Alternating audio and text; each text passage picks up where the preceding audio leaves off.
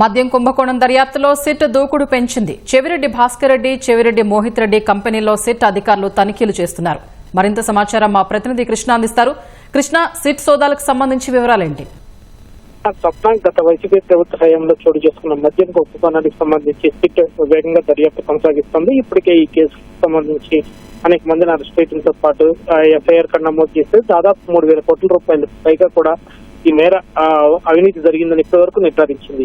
ఇంకా తవ్విన కొద్ది అక్రమాలు వెలుగు చూస్తూనే ఉన్నాయని చెప్పి సిట్ అధికారులు చెప్తూ వస్తున్నారు. అందుకు తగ్గట్టుగా ఒక్కొక్కటిగా కేసులు నమోదు చేయడం, అలాగే నిందితులను అదుపులోకి తీసుకోవడం వంటి చర్యలు కొనసాగుతూ వస్తున్నాయి. ఇప్పటి వరకు పెట్టెల కొద్ది నగదును కూడా స్వాధీనం చేసుకోవడం జరిగింది వివిధ ప్రాంతాల్లో. అలాగే తాజాగా కనుక చూస్తే లిక్కర్ స్కామ్ లో చెవిరెడ్డి భాస్కర్ రెడ్డి అలాగే చెవిరెడ్డి మోహిత్ రెడ్డి కంపెనీల్లో కూడా సోదాలు చేపట్టారు సిట్ బృందాలు. అలాగే చెవిరెడ్డి మోహిత్ రెడ్డికి చెందిన ఇన్ఫ్రా కంపెనీలో సిట్ సోదాలు అనేవి కొనసాగుతూ ఉన్నాయి ప్రస్తుతానికి.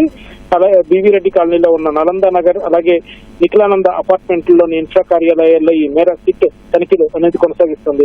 కొద్ది రోజుల క్రితం కూడా అప్పుడు వైసీపీ ప్రభుత్వ హయాంలో ఎక్సైజ్ శాఖ మంత్రిగా చేసిన నారాయణ స్వామి ఇంట్లో కూడా తనిఖీలు చేశారు. ఆయన కూడా విచారణకు పిలిచి ప్రశ్నించడం కూడా జరిగింది.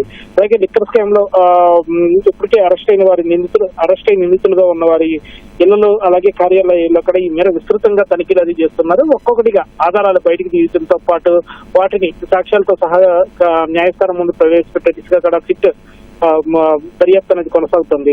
అలాగే దీనికి సంబంధించి అనేక మంది అటు మద్యం కుంభకోణంతో పాటు అనేక మంది నాసిరకం మద్యం తాగి గత ప్రభుత్వ హయాంలో ప్రాణాలు కోల్పోయిన సంఘటన కూడా ప్రభుత్వం సీరియస్ గా తీసుకుంది. ఆ దిశగా మొత్తం ఈ వ్యవహారం మొత్తాన్ని కూడా కొలికి తీసుకొచ్చే దిశగా ఈ దర్యాప్తుని ఒక లాజికల్ ఎండ్కి తీసుకొచ్చే దిశగా కూడా ఈ దర్యాప్తు అనేది కొనసాగుతుంది. ధన్యవాదాలు కృష్ణ.